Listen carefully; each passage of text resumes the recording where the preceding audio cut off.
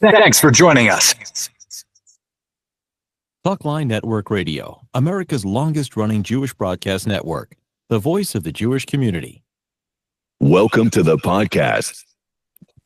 You are now tuned in to this episode of our podcast. Today, we are going to interview some of the greatest and most influential minds in our field. And now, please welcome your host.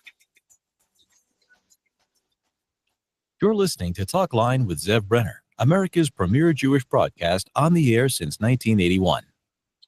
And we're back. I'm very pleased that we have a fellow broadcaster joining us. Josh Hammer is also a senior editor-at-large at Newsweek, a syndicated columnist who creators syndicate, a fellow of both the Edwin Burke Foundation and Palm Beach Freedom Institute, but his show, the Josh Hammer Show, a Newsweek podcast and syndicated radio show, as well as America on Trial with Josh Hammer, is a first TV podcast. He's written a fascinating new book called Israel and Civilization, The Fate of the Jewish Nation and the Destiny of the West. He's also a lawyer by avocation. Josh, welcome to the program. Thank you for joining us. Zev, it's a pleasure. I'm a little surprised that our paths have not crossed up until this moment, but I look forward to what I'm sure is going to be not just a professional relationship, but also a great friendship. I'm looking forward to, because I think, listen, I am impressed because you have such approbations on the book. You have so many important people, from Ben Shapiro, other talk show hosts. You have Senator Ted Cruz. You have so many others that have endorsed your book, which is just amazing. It's a testament to you. Glenn Beck, for example. Thank you so much. No, I really appreciate it. We really lined up a nice list of blurbers and endorsers. And look, I think that people are going to like this book. It's written for an audience of both Jews and Christians here. It's ultimately written really for anyone and everyone who is either a person of faith or at least believes in the idea of Western civilization beginning at Mount Sinai. If you think that Mount Sinai has something to do with the origins of Western civilization, you're going to like this book a lot. Exactly. And also you make the case for Orthodox Judaism as well. We'll talk about that.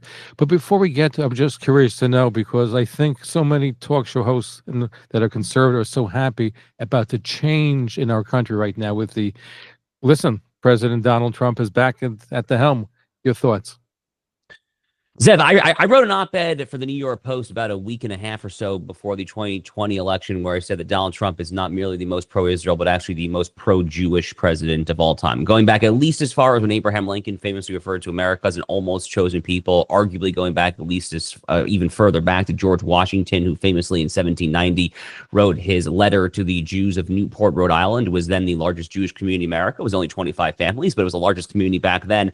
And there in 1790 in Newport, Rhode Island, George Washington famously said that the children of the stock of Abraham shall dwell under their own vine and fig tree here in America in this new promised land and shall never be afraid. And I think that Donald Trump, by word and by deed, the first time around, was really the most philo-Semitic, not merely just pro-Israel, although he was that too, but he really was the most philo-Semitic president that we've had in a very, very long time. So I certainly welcome him back to the White House with open arms, not merely as a proud Jew, as an observant Jew, but also just as an American patriot, as someone who is a lawyer, as someone who clerked on the U.S. Court of Appeals for the Fifth Circuit, as someone who still speaks on university campuses, both college and law school, who cares about the future of this country. I think that it is great, great, great all around. We're off to a great start this week as well. I should also note there, by the way, another fellow Yid, my good friend Will Scharf, we actually co-founded a group maybe about a year and a half ago called Jews Against Soros. He's actually now the White House staff secretary. He actually was one who was physically passing those executive orders to Donald Trump to sign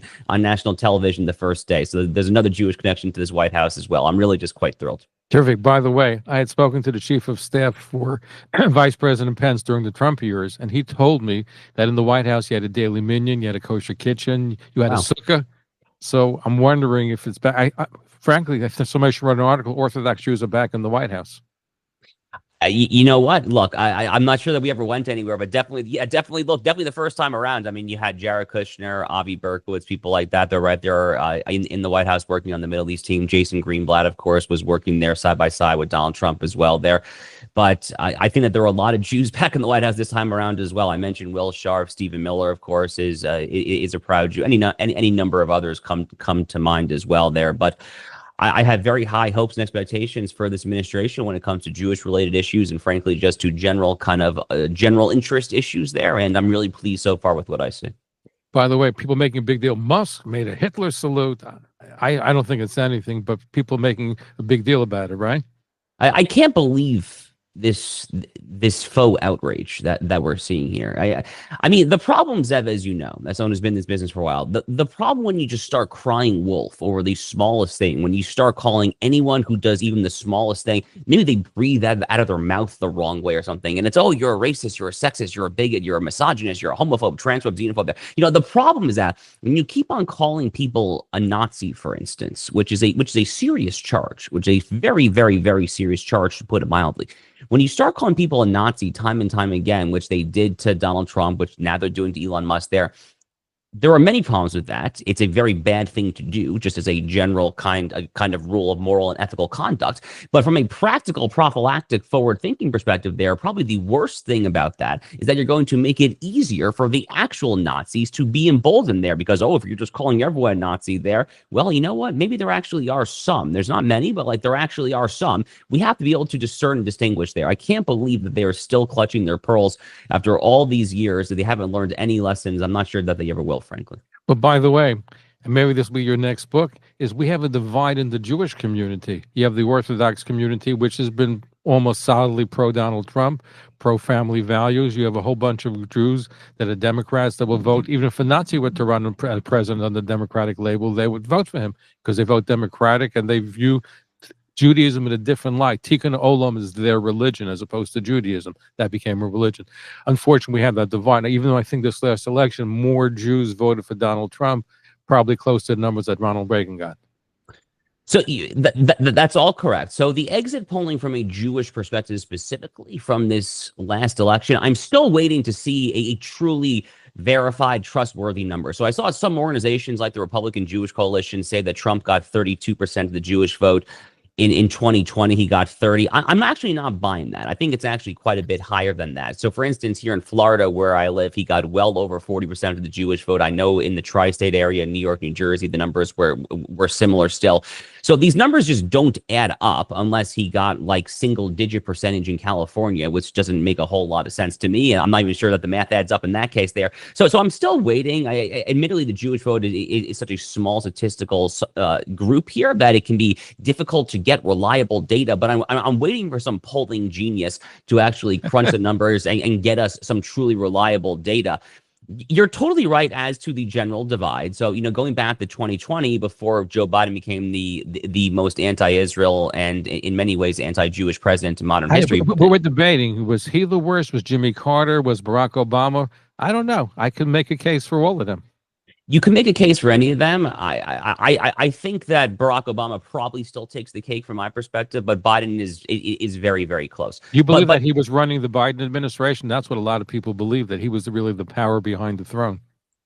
I have always been sympathetic to this, actually. David Samuels has written numerous excellent essays for Tablet Magazine, kind of a Jewish adjacent publication. And, he's explained in multiple of these essays, actually, how Obama has continued to have a larger-than-life presence. I couldn't tell you, Zev, exactly, like who's he on the phone with on a daily basis. But, my interest does get piqued, for instance, when I see him standing outside 10 Downing Street over in London, which I believe he was about a year ago or so in the early part of 2024, meeting with the Prime Minister of the UK. Why would a former president be doing that? Doesn't make a whole lot of sense there. So there are various kind of things that jump off the page that definitely make me question that. But this broader divide has existed for a long time. In the 2020 exit polls, I think it was roughly 83% of self-identified Orthodox Jews voted for Trump, including something like 94% of Haredi Jews.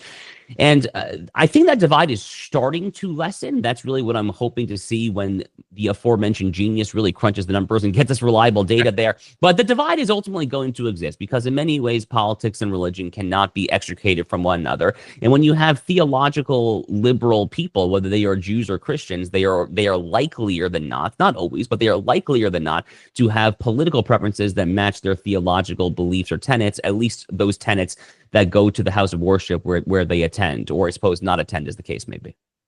Our guest is broadcaster Josh Hammer. He's written a fascinating book called Israel and Civilization: The Fate of the Jewish Nation, the Destiny of the West. He's been quoted. He's written for quite a few Jewish publications as well, and he does a radio show in five different stations, correct, so far? And growing. We're up to 4 right now, but we just picked up our most recent one, and we're always looking to grow as well. Now, your book is a fascinating book. It looks about how Judaism is really the basis for Western civilization. You quote a lot from the Torah, from the Gemara. You yourself grew up non-Orthodox. You grew up as a public school, you grew up in New York City. Tell us about your background and what made you decide to become Orthodox. Yeah, I grew up in Westchester County, actually. My mother grew up in New York City, father's from Long Island. But I grew up very secular. Now, look, I mean, we were not totally detached from Judaism. We would light the Hanukkah menorah, spin the dreidel, eat some gelt, that kind of thing. But it was very kind of cultural Judaism. It was very Bagel kind lox of, on Sunday. yeah, exactly. It was very much like New York Times. New York Times op-ed page, Seinfeld's reruns, bagel and schmear from the local deli, that kind of stuff. You're very familiar with this, obviously. There, Zev, I kid you not, I actually do not think I knew what a Shabbat dinner was until I was well into my teenage years. So you had no Shabbat. You had no Shabbat dinner growing up. I kid you not, I don't even think I knew what Shabbat was until I was a teenager. Wow, which is pretty wild in retrospect, right? You It had a really bar mitzvah? Yes, although I almost didn't. I actually dropped out of the Reform synagogue near me. They had like an after-school program. I dropped out of it twice. Ended up getting a tutor, and I considered dropping that too. Thankfully, thank God I did it. But it was a beautiful bar mitzvah. It was literally my parents' backyard. It was not an Orthodox service, obviously, but yes, I had a bar mitzvah. Thank God. But I grew up fairly secular. And, I talk about this a lot in the book because the book is many things. It's a defense of Judaism. It's a defense of Western civilization. It's ultimately an argument that a Jewish-Christian alliance that is steeped in and proud of its biblical heritage, and only that kind of alliance can possibly withstand the three hegemonic forces that seek to destroy us, which I argue are in no particular order: wokeism, Islamism, and global neoliberalism. But among the things that the book is, and the Jewish readers in particular, I think will really kind of glom onto this and appreciate this, is, you're right, Zev, the book is an emphatic defense of Orthodox Judaism, of the tenets of Orthodox Judaism, of Torah, of Talmud, of just the entirety of the Jewish tradition. And in many ways, I think it is kind of an implicit call, at times a little bit more explicit than implicit, but an implicit call to my fellow Jews who were raised in a similar setting to me, who were not exposed to Torah, were not exposed to Shabbat, to synagogue, to the Chagim, whatever. It's a call to really embrace your heritage, to kind of actually start wrapping tefillin and go to the local synagogue on Shabbat or for Shacharit, and to really get involved there and start doing some mitzvot there. So it really is an important part of the book. As for me personally, again, this is all in the book as well, but I basically arrived at my religious tenets and my religious beliefs in kind of an opposite manner than I think how a lot of Americans do. So I think a lot of Americans, both religious Jews and religious Christians, are raised in that environment, and then they arrive at their political beliefs as being kind of naturally downstream of their religious beliefs. So in the book, I explain, Zev, I do basically the exact opposite. I've always been on the right. I was kind of the token conservative, literally in middle school. I have this memory of being in AP government class my senior year, defending Bush-era Guantanamo Bay detention policies against 25 shrieking, hysterical liberal classmates. I mean, I've been that guy, so to speak, literally since I was 12. Were you the lone conservative in your class? Pretty much. Right. I mean, close to it. Not literally, but there were only a handful of us. I'll put it that way. But I was the guy, like, in junior, senior of high school, writing the conservative column in the school paper. So I've been on the right literally since I had political opinions. And at some point, when you start going in the weeds of what it means to be a conservative, what it means to be on the right, the notion of tradition just comes up over and over and over again. You start familiarizing yourself with Edmund Burke, the late 18th century British statesman, Roger Scruton, Michael Oakeshott, all these great titans who have written at such great, profound length about how without tradition, without this idea of an intergenerational transmission of ideas and customs and inherited way of life, what does it mean to be a conservative? I mean, what are we conserving if there's no tradition there? So at some point, it was kind of an intellectual kind of term that I took, Zev, where I basically said, if this is what it means to be a conservative, then, I happen to be of the world's oldest continually existing people, the people that literally gave the world monotheism, the people that essentially birthed what we today call Western civilization, I argue. Well, why in the world am I not learning about this? I need to be curious about this, and heck, eventually, like, I need to do this. I need to actually do this there. What was the spark that you said, you know what, I got to explore my hair? What was it that made you finally decide, I'm going for it? Well, it was a very slow process. I mean, this was not kind of like it's kind of very crudely borrow a Christian analogy, this was not kind of a Saul on the road to Damascus kind of moment there. It was not kind of like an instantaneous thing. It was a slow process. So, look, I mean, my junior, senior year, summer of college was my first time in Eretz Yisrael. I went on a Tagli birthright trip. And I remember kind of standing there in Sderot, looking over Gaza. This is 2010, so it was 3 years after Hamas took over, and that was kind of like one of my moments, so to speak. And it kind of clicked for me that wow, this fight actually is identical to the fight that I saw on September 11th, 2001, where in my public school, growing up in Sleepy Hollow, New York, there, growing up on the Hudson River, I remember seeing the smoke from the Twin Towers, and it was like wow, like Hamas, Al Qaeda, same thing. This is actually the exact same fight there. So that was one such moment there. A little bit later on, then I mentioned kind of really getting into the weeds of traditional conservatism. At some point, I gave up shellfish and started doing a kosher style thing, which is not real kashrut, obviously. But even back then, when I did that 12, 13 years ago, whenever it was intended to be a deliberate stepping stone towards trying to get to the ultimate destination.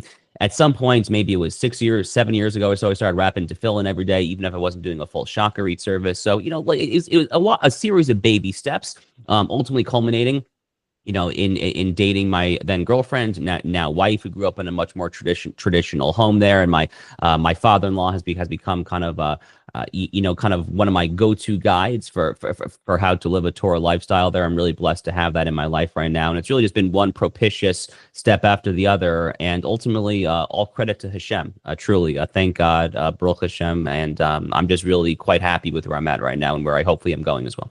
No, listen, one of the biggest problems that we Jews face in America today is we need more Jewish education. I'm such a believer in that, and I think we have to do a lot more and invest in Jewish education for every Jewish kid in America, especially with public schools becoming woke, anti-Semitism even in New York. I think you're seeing more kids from non-religious backgrounds want to go to a Jewish school because of the factors I just enumerated. Look, I have at least one or two good friends who are not Jewish, but they've sent their kids to like religious Jewish day school. I'm not sure how that works as far as like each school are they going to accept non-Jewish kids? They have to, by the way, if they take governmental funds. I believe they have to take anybody who applies. Got it. Okay, I probably should know that as a lawyer, to be honest with you. But in any event, I've heard that anecdotally from numerous non-Jewish friends. It's like the public schools around here are such crap. It's all woke. It's all left-wing garbage there. And you know who we can trust to send our kids to school to? Chabad or something like that, right? I've heard this story multiple times from non-Jewish friends there. So look, it is crucial to me. So I actually just became a father. Our first child. Congratulations, boy or girl? Girl. Yeah, What's her name? Esther Miriam Hammer. Beautiful name. Yeah, our little Queen Esther here as we approach the great holiday of Purim. But this was 5.5 weeks ago. And, look, it is so important to me as someone who did not receive a traditional Jewish education growing up. It is crucial. It is absolutely indispensable that Esther and all of our future children, Bezrat Hashem, get that Jewish education that I did not have. This is a non-negotiable item for my wife and I there, and we are absolutely positively going to do it. Did you have help from Chabad or other groups like that? Over these past 5.5 weeks? No, in general, in your track to Judaism. Oh, was it strictly learned by yourself? Did you go places like Chabad or Eshet Torah to help you in your quest? All of the above. So I've actually led a somewhat peripatetic lifestyle. I've lived in like 8 or 9 different cities. Thank God I've been in Florida now for 3.5 years, and I hope to stay for quite a while because I like it quite a lot. And my in-laws also live nearby, which is very nice. But in a lot of the cities where I've lived in, when I was in Houston, Texas, and I was in Dallas, Texas, did a year in Denver, Colorado. In a lot of places where I've been, I have found a rabbi who I became close with, who I study with every so often there. So for instance, in Dallas, Texas, where I lived for 2.5 years, became quite close with one of the Chabad rabbis there. We would start to learn some Mishnah Torah from the Rambam. Chabad has been a wonderful, wonderful organization to me over the years. It's actually, I shul hop a little bit these days. I typically go to the local Chabad. My wife and my in-laws are also Sephardic, so I also daven a lot in Sephardic shuls these days as well. But Chabad kind of remains kind of my go-to. They've been a wonderful organization. I've also been to Eshet Torah in Jerusalem at least, 3-4 times now. Never done kind of a in-depth kind of half-year program or anything like that there, but Torah is another just fantastic Hebrew organization as well. No doubt about that. Our guest is Josh Hammer. He's a broadcaster. He's a writer. His wonderful new book is called Israel and Civilization, The Fate of the Jewish Nation and the Destiny of the West. And, of course, you can read his writings in lots of different Jewish media as well. You know, in your book, dealing with civilization, I'm impressed because the American founding fathers revered Judaism. They revered the Hebrew Bible. You'll find Hebrew thoughts and quotes, and you write about it. So let's share with our audience some of the founding fathers' relationship to Judaism. Zev, some of the founders were genuine, over-the-top philo-Semites. John Adams, our nation's second president, and a very underappreciated president, actually, someone who was a truly, truly brilliant statesman. John Adams actually believed so much in individual liberty and due process under law that going back to the Boston Massacre, he was a Bostonian, going back to the Boston Massacre in the year 1770, he took the profoundly unpopular cause among his fellow colonists to defend the due process rights of the British soldiers who committed that massacre. This is someone who is steeped in the Anglo-American legal tradition. They're a devout Christian in his own right. I mean, Zev, he basically spoke of the Jewish people as being the reason that we know God exists, because the Jewish people are alive today. I mean, he was over the top philo-Semitic. Alexander Hamilton, some historians think, actually might have been Jewish himself. We're not entirely sure. It's probably not the case there, but I would say it probably is the case. They found some records and they found that he grew up. So it's debated. It's debated, but I think you can make the case, a very strong case, for the fact that he was Jewish. Culturally, in many ways, he was. Halakhically, I don't know. I genuinely just don't know. But they say he was Jewish with Lyndon Johnson. That I have not heard. If you look online, they make the case that Lyndon Johnson actually was the first Jewish president. He didn't know anything about Judaism, but if you look online, there's some research that shows that he was Jewish. Fair enough. I'm not entirely sure how much I want to claim that one in particular. I'm not sure either. Maybe Donald Trump you'd want to claim. Right. But Hamilton, whether or not he was halakhically Jewish, was exposed to Jewish educators, Jewish colleagues, friends from a very young age. He spoke overwhelmingly positive about the Jewish people. George Washington, I mentioned him earlier. He had the famous letter. The famous letter to the Jews of Newport, Rhode Island, saying that the children of the stock of Abraham shall dwell under their own vine and fig tree and shall never be afraid there. Zev, I think this audience will appreciate this. One thing that I discovered for the first time, and I put this in the book as well, in one of the earlier chapters, I discovered this and my mind was kind of blown, actually. So the Pilgrims, going back pre-American founding, going back to the 1619, 1620, when Sir William Bradford and the rest of the Pilgrims set sail on the Mayflower, fleeing religious persecution. We all know the story here. So many of them were what we today would refer to as Christian Hebraeus, meaning that they were Christian, but they were deeply, deeply knowledgeable about Hebrew scripture, about the Hebrew Bible. They studied it, and in many ways they admired it. Now, it's not to say that they were necessarily philo-Semitic in each capacity in their own right. How you square that difference is not really my problem today in the year 2025. But they had, at some level, an admiration for the accomplishments of the biblical Hebrews, the Israelites, and all that is in there in the Hebrew Bible. And in many ways, they actually thought of themselves as new Israelites crossing their version of the Red Sea. That was the Atlantic Ocean to them, famously. So Sir William Bradford, who was the leader, or one of the leaders of the Mayflower, he became the first or second governor of Plymouth Colony there. When the Mayflower lands to shore, he famously gets down and he prostrates himself. He prostrates himself to thank God for arriving safely. This is actually the origin of what today is Thanksgiving, because we all know Thanksgiving comes from the Pilgrims. And we don't know this for sure, but some historians claim that the version, or essentially what Sir William Bradford was doing there in prostrating himself to the Creator and thanking him for arriving safely after this journey crossing water, was basically cribbed from Birkat HaGomel. That's basically what we think. So there are some historians who think that today's modern Thanksgiving holiday in America, which is kind of not secular, but it's kind of an ecumenical Judeo-Christian holiday, you might call it there. A lot of historians apparently think that it all comes, believe it or not, from Birkat HaGomel. So those are kind of like the interesting tidbits that I try to draw out in this particular chapter of the book. And also Benjamin Franklin, you're right, wanted to make the Moses parting the sea the official seal of the United States. He did. He very much wanted. You can actually easily Google that. There's a beautiful image of Moshe Rabbeinu, Moses parting the Red Sea there. He very much wanted that to be the image of the Great Seal of the United States. You know, there were some people there, and Franklin was one of them. Hamilton, I believe, was another, who spoke at some length. I don't think it was ever a serious proposal, but they at least considered the possibility of effectively making a clean separation from the British crown, insofar as they want to drop English and actually make Hebrew the language of the United States. Like, I don't think it was ever a serious proposal. It was never contemplated at the Constitutional Convention or anything like that there, but there were some luminaries, including Benjamin Franklin, who actually spoke about it as a possibility, which again would accomplish two things from their perspective. One, it would have this clean break from the British, which they clearly want to do.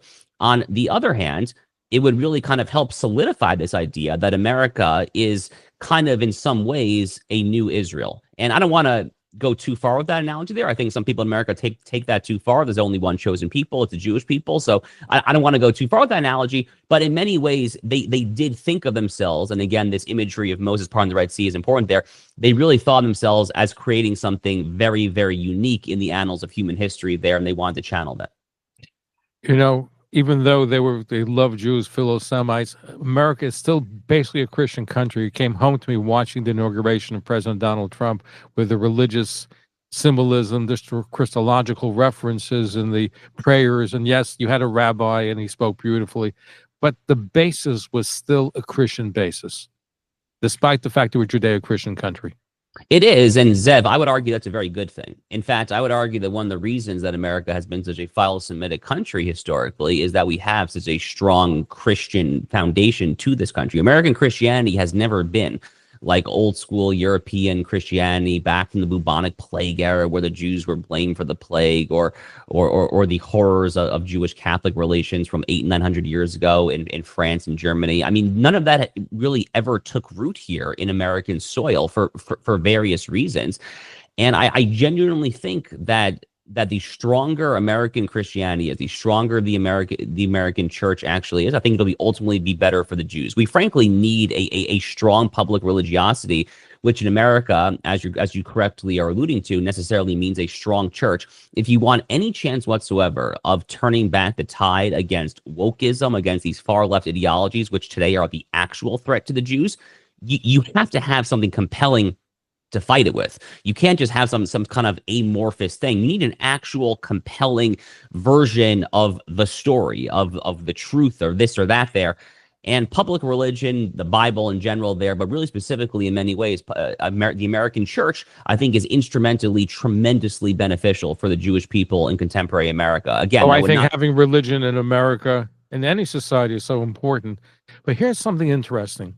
One of the best friends Israel has in the United States, evangelical Christians, very strong family. Mike Huckabee, great. Yes. I went with him to Israel, great defender of Israel, loves Israel. But the new generation of evangelical Christians are becoming pro-Palestinian, pro-Hamas.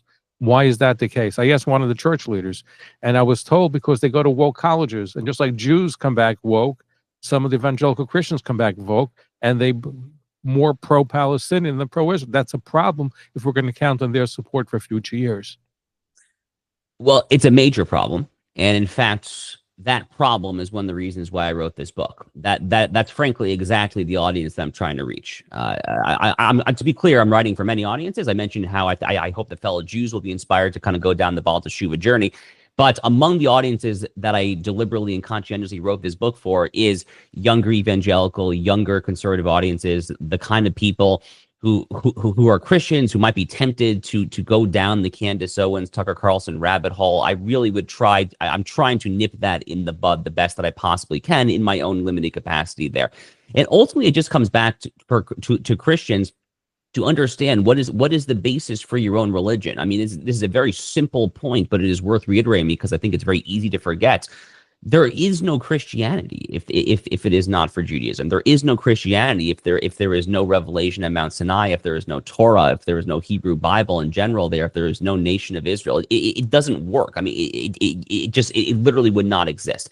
And ultimately, I think that Christianity and Christians themselves really have to recognize that for that very simple reason, that their own religion would not exist were it not for Judaism and the Jewish people. So too in the future will they be putting their own religion at risk if they forsake the original people of the book, the Jewish nation and the Jewish people. Broadcaster Josh Hammer has been with us. His fascinating book is called Israel and Civilization, The Fate of the Jewish Nation, The Destiny of the West. What's your next book going to be about? Any thoughts? I would be lying to you if I said I had thoughts on that one, Zev. But I will at least share this with your audience: is that I really enjoyed this book writing process, and I suspect at the tender age of 35 that I'm not yet done with writing books. So I just don't know when or on what topic. But stay tuned, because I'm sure we'll have news for you on that in, I don't know, the next few years ahead, give or take. Terrific. Tell everyone where they can catch you online. Sure. So especially your broadcast, yes. Yeah, so my show, the Josh Hammer Show, is we're currently on 4 radio stations. We're on WIOD in South Florida, KTTH Seattle, 97.1 FM Talk St. Louis, and 660 AM The Answer in Dallas, Fort Worth. It's also available as a podcast, as is my other show, America on Trial with Josh Hammer. That's my legal show. I'm on X, Josh_Hammer, and I write a weekly syndicated column through Creator Syndicate that's available at Newsweek, which is where I work, as well as a bunch of other conservative publications as well. Thank you. Look forward to having you back. We haven't had you on before, but we're glad you joined us, and look forward to having you back on our show again. Looking forward to it, Zev. Thank you. Thank you for tuning in to Talkline with zev Brenner, America's premier Jewish broadcast, the pulse beat of the Jewish community. For continuous Jewish programs, TalklineNetwork.com, or our 24-hour-a-day listen line at 641-741-0389. For past shows, you can find us on iTunes, Spotify, Amazon, YouTube, Instagram, and all major podcast platforms, or jewishpodcast.org. Thanks for listening to the TalklineNetwork.com. Follow us on Facebook, Twitter, and Instagram. Anyway, great job. I appreciate that. So great discussion, I thought. Yeah, that was a lot of fun. Thank you. I'm gonna have my producer email you.